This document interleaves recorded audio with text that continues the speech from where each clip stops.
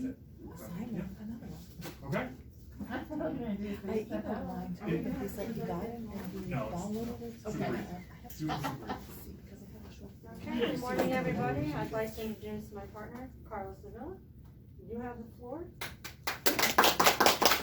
Good morning, everybody. How's everyone doing today? Thank you. How's the weather? Cool. It's cold outside today. It's bad out there. It's bad out there. My name is Carlos Davila. I'm a 19A certified examiner, also a defensive driving instructor, soon to be a S.B.D.I. Some of my credentials are on the board here. I also have some cards. If you can, pass it around just in case if you want to get in contact with me after the class. Very nice. You can email me, phone call, if you need any assistance, 19A, anything else that, school bus driving as well. I'm here to help. The logistics of the company, of the facility is exit here, and everyone knows just in case, exit here. And if you need to use the bathroom for any, you could get up, go, it's down the hall. It's cell phones, try to put it in silent if you can. Perfect timing. But if you need to use the cell phones for whatever reason, emergency text, emergency phone call, I know everyone's busy, you could just get up, go out, come back, all right? But try not to make it into a habit where you're going in and out, in and out, in and out, okay? Any questions? Okay. No? All right, today's topic is gonna be defensive driving. Is everyone here a defensive driver? Yes. Yes, raise your hand. Yep. What makes you a defensive driver? Watch what I'm doing and stay out of everybody else's way. Okay, Make sure that I'm not following too closely behind anyone and looking ahead of me and making sure nothing's coming at me. okay, Try to be the safe driver as possible. okay. Same as Michelle, just watching what's up ahead of me in the big picture and observing what's coming at me, so Right. I have time to react to it. Absolutely. Just, spacing, appropriate spacing between vehicles and always, eyes on the road. Okay, Just be ready to expect the unexpected. okay, that's a good one. Be observant, know what's going on around you. And Alright. Keep looking ahead, getting the big picture. We Right. do the Smith, I don't know. Okay. Following the speed limits? That's true too, right? Yeah. So basically, defensive driving is everything there together plus more. It's not just only one thing when you're out on the road, all right? We don't drive for ourselves, we also drive for others, okay? Where do you rank yourself as a driver, from 1 being bad, 10 being the best? Probably a 9. A 9? Oh, that's good. If I'm being honest, probably an 8. 8? It's 8. 8? 8.9. 8.9? 7.5 or 8, because I always think there's room for improvement. Okay. I would say 7 because I'm addicted to my cell phone. All right. He's honest though. He's honest. That's good. That's good.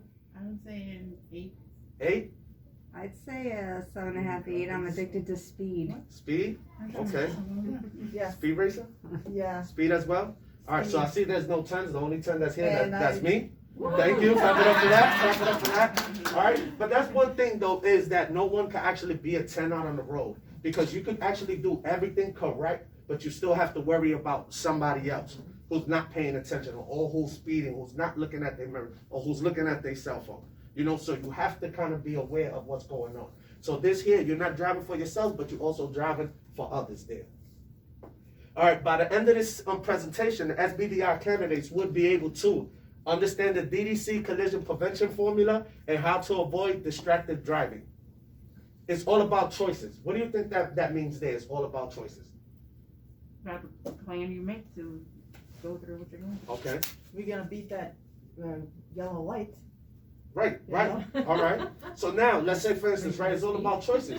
Once you get into that vehicle, are you responsible on what happens with that vehicle? Yeah. Yes, right? So if you get pulled over by police and they give you a speeding ticket, who's at fault? Yeah. No, not me, the driver that's behind the wheel, right? He's the one that's responsible. He's the one that's making the choice. He's the one that's speeding. So he's the one that fails to put the seatbelt on. He's the one that failed to signal. All right? So once you're behind that wheel, you're the one that has to make the right decisions and the right choices. Now, would you want to see any one of your family members here? No. Would you want your family members to come see you here? No. Right? But can it happen? Yes. Yes, right? So now let me ask you a question real quick. The holidays just passed, right? Correct? Yes. Now, how would you feel if someone called you and said that one of your family members were involved in a car accident with a drunk driver? Angry. Angry, upset. One of the questions you might ask yourself will be, why was that person behind the wheel knowing he was drunk, right? Mm-hmm. But now let's say the shoe is on the other foot, and you're the one that was drinking and driving, and you killed someone's family member. How would you feel then? Distraught.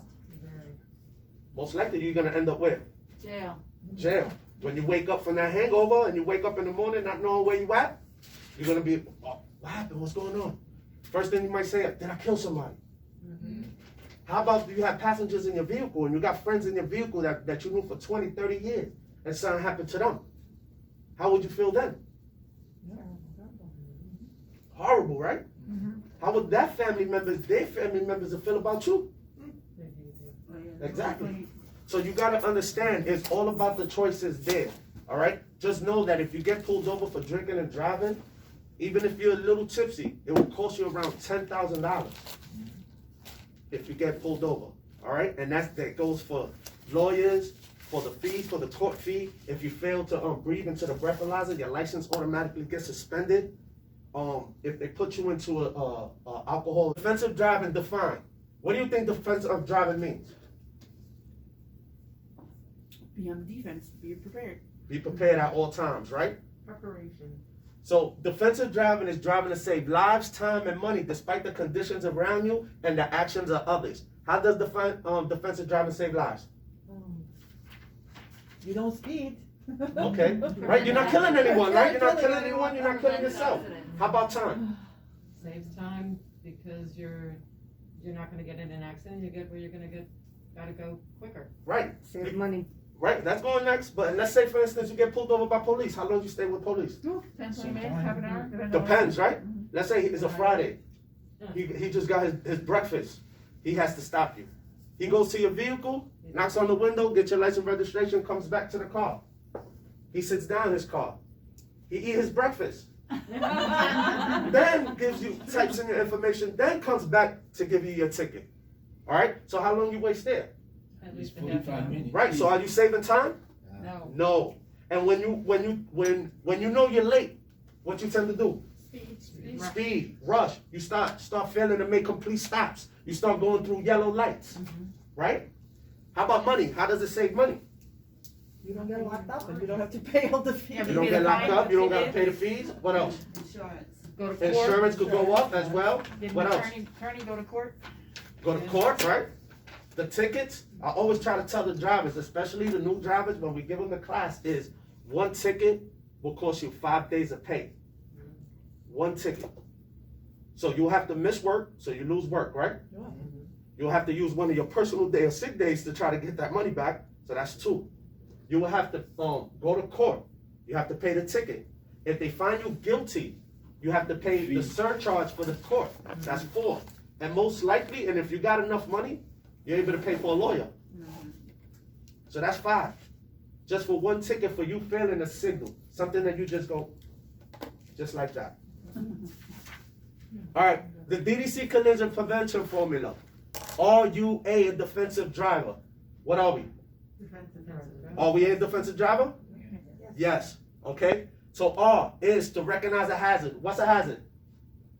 Everything. Everything. All right, everything, anything that can turn into an accident or to an emergency. All right. You understand the defense. What does that stand for? Know what your actions are gonna be. Right, exactly. Knowing what to do, right? Once you recognize the hazard, then you understand the defense. A, act correctly in time. Prepare. Or actually applying the defense. Right? So quick thing. Let's say we into a school zone. What's the hazard?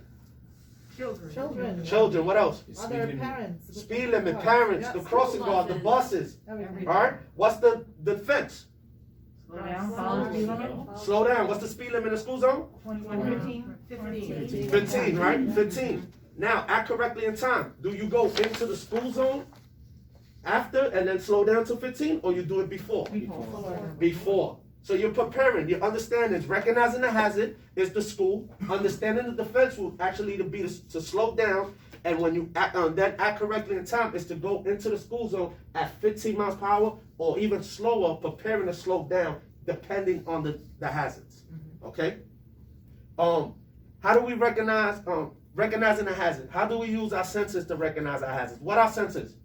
Eyes, We can see it. we Vision, we listen to it. hear. hearing, What else? That's 2.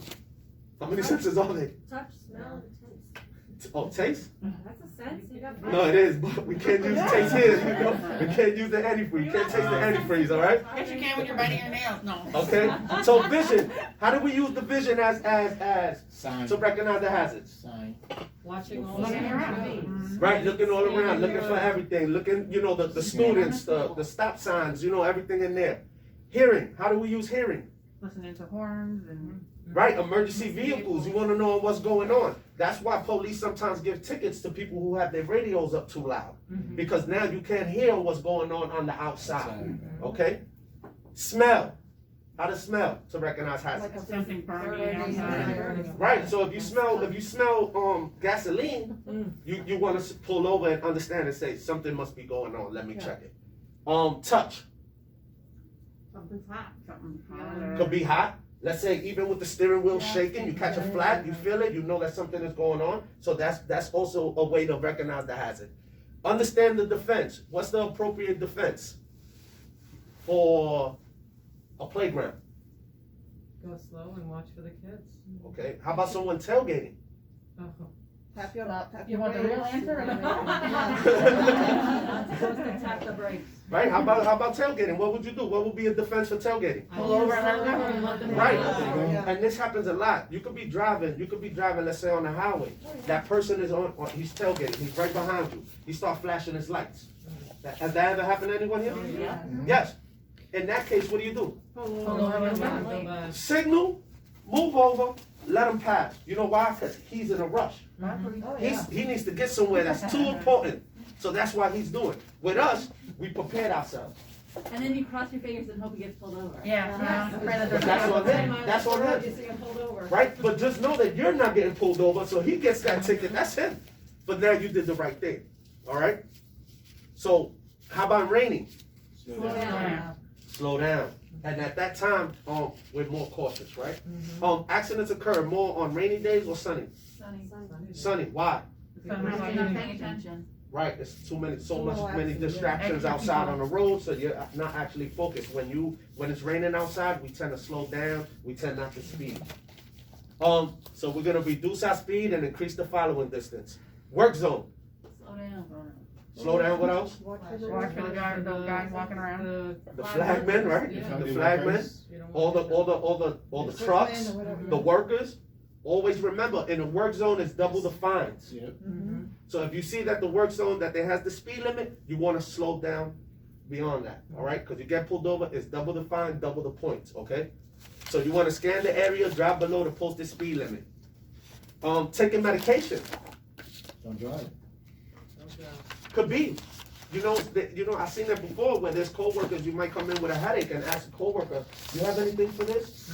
Oh, here, take 2 of these, don't worry about it, it's gonna go away. Not knowing it was a drowsy pill. You take that, you go behind the wheel, it could cause an accident taking the medication. Even over the counter, even when you go to your even if you go to your personal doctor, you wanna ask them, I drive for a living, how would I take this medication?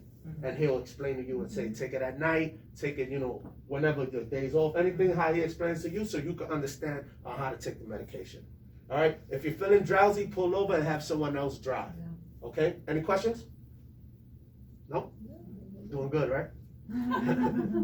All right, hey, act correctly in time, all right? So you want to utilize the 4 R's when you're faced with a head-on collision, all right? So you want to read the road ahead, so you're scanning, looking, drive to the right, shift over, reduce your speed, and ride off the road, okay? So that's the 4 R's there.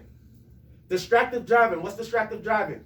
Texting while driving. Texting, driving, On your text. eating, drink, Conversation. conversation, Yeah. Makeup on. makeup. Have you seen that before? Yeah. Yeah. I've never And, done and that. why is that? Why is that? Cause they're in a rush, they're running home. They're in a rush. Yeah. Something they should have At woke home. up a little earlier to be able to take care of their makeup. But now since they're in a rush, they want to put on their makeup. Now they speeding. Now they're taking care of other things that they're not supposed to do on the road, what they're supposed to be doing in the house.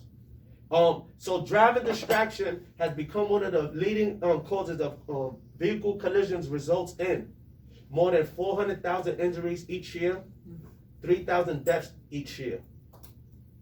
So distracted driving defined anything that diverts your attention from navigating your vehicle.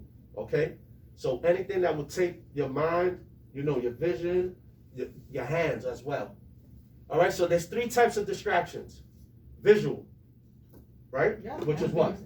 Anything with that. Oh my God, look what she's wearing. No, it could be.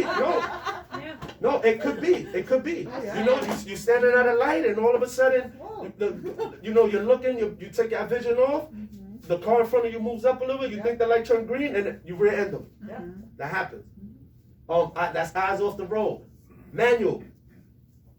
You drop something in the car, on your lap, whatever distracts you. You spilled Right. something, yeah. So hands off the wheel. So if something drops, you tend to pick it up. Yeah. It's like a habit. Conjunctive. You're thinking about something else from your day that's stressing you out. Could be before you leave the morning, you had an argument with your husband, with your wife, one of your kids. You get into the vehicle upset. Is your mind on driving? Yeah. No. You still thinking about the argument.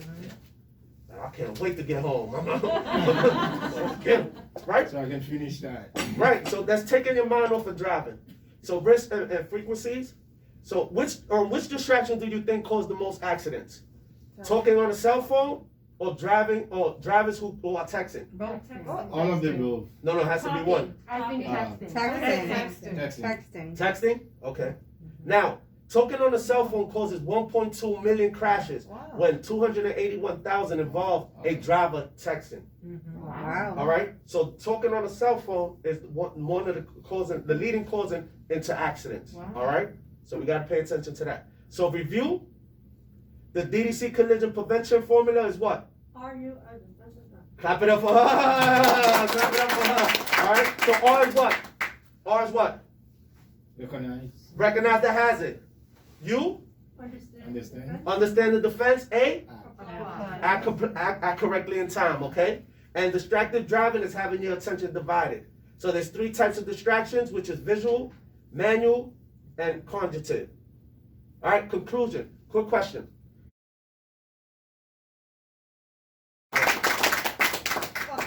Thank you. Okay. Jen, you're gonna start. You're a good performer. Not much to say, just the the little with the video. A little hiccup. Yeah, I mean, that's why I kind of was gonna put one in, and then I said no because it's quite possible, Right. especially if we don't have Other than that, you did really good. I loved it. It was great. Interaction with all of us, perfect. Really awesome. You just knew what you're talking about. And that's all. Again, the mask is distracting. Right. I really don't, but it's just a little bit distracting. Yeah, it because I is. know that it's even for you doing that, that's all. Right. But everything was great. Thank you. Perfect. I think you did a great presentation. I mean, I was back there. The only time you started the ums was when he stuck his finger up. Then you started to Russian. Yeah, Yeah, that was because you it. knew- I mean, it was perfect. And I think with the mask, it's unavoidable because when you talk, you use your whole jaw. Yeah, that's what I noticed. It's not your fault. It's gonna happen with any mask with you, so there's nothing you can do about it. I mean, the mask is inevitable right now. I don't even think you should get marked off for that because it's the times and that's what's gonna happen, but I think you were right on, you were spot on. I think your presentation was amazing. I thought it was great. Your PowerPoint was great. Your graphics were really good. It was a great subject. I forgot to do this as you were talking because I was so interested in your subject and the way you presented it. I really didn't find anything wrong. I thought it was very good. It was excellent. You are very conversational, which we all know. You get us all involved and focused. You have a very great presence up there. You have good eye contact. I really enjoyed the statistics in your slides, but the mask kept falling down, and you used a couple times as a filler. And I think it threw you off a little bit with the video not working as well. But it was phenomenal. Great job. But the same thing, great performance, everything was good. Beside the video, take some of your time that could have been used for the conclusion. Right. The mask and a few that's it. But beside that, great stuff. Did a great job. You had a problem with the video, you overcame it, and just continued flawlessly. So I don't think it hurt you having the As video. much, right? As far as the mask, me personally, I don't know why we gotta wear these damn. That's another topic. I think you're doing a great job with keeping everyone engaged. Yeah, same thing, engagement was nice, everybody was interested, you seemed like you knew exactly, without that, you probably could have done it without that, and just did it off the top of your head, and then your mask, and your own. I think you did a great job. It was very informative, I thought you were very relaxed, little blip with the video had nothing to do with you, so I thought it was great. Good job. You're a tough act to follow, you're awesome. Good job. Appreciate it, everyone. I really appreciate it. Later on, when we do get a break, I would like for everyone just to sign it on the bottom of this here. That's something that I want to keep, for me, as that there. And how Jim has said before, you always want to kind of come in early to kind of prepare. And I should have took that time out to actually see how if it was going to work. It worked in the house, it worked over here, it worked there, but then when we got here, it was kind of an issue. That's what I'm gonna have to, so don't worry. Right, so that's something that, that all of us might want to try to do for the future if we get to this point. You did good even without it, you did great, No, you know, I know. So how do you think you did? I think I did pretty good. I think I did pretty good, just with the hiccup on that part there. It could happen to anyone, so I don't really take it too bad on that, but Good. it was good. Good, so I thought your intro was great, you hit your credentials, obviously you posted them for us, the logistics you did really well, and you had an outcome. I thought your hook was excellent. Your mannerisms and your body language throughout the whole thing is spot on. I love you starting the presentation with, your quizzing of the audience to find out, kind of what the information level was. I thought you handled that really well, your humor is excellent. Even though you had a problem with the video, you were able to walk everybody through the video, so you know what? It happens and you recovered really well. You're very conversational. I love the acronym, the RUA. Your interactions with the audience are really good, and your review was really good. Just a couple of things I saw. On your very, very first title slide, the contrast in white lettering to the background picture. So when you later on look at it, look to the right and the lettering side. The white gets, in a larger room, the white would get washed with the background. So pay attention to that. You had a lot of material. I think if we didn't have like the little gap with trying to figure out the video, you would have been pretty much on time, but I definitely think you would have went long. So I gave you 2 to go, right? I also added in a little extra time for the video snafu. So how long do you think you spoke before I stopped the clock? Probably 21. 21:30 is when I stopped. So, and then you still had to finish. So you were probably about 22 if you did the whole thing, right? So that's why I said it's a lot of material, and I try to take into account for the video piece, right? Honestly, you're like the perfect lead-off batter for today. So really well done. Thank you. Appreciate it.